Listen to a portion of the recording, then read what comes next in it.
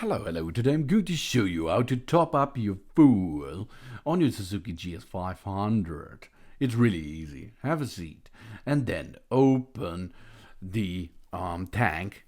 Then have a look what petrol we are going to use is super unleaded fuel. So get the pistol in position, pull the trigger and lock it.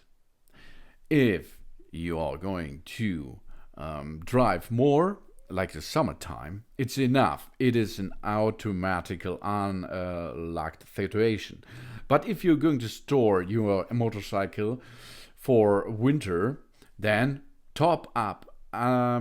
really top up your tank. Inside, with all, is 17 liters. That means this is full enough.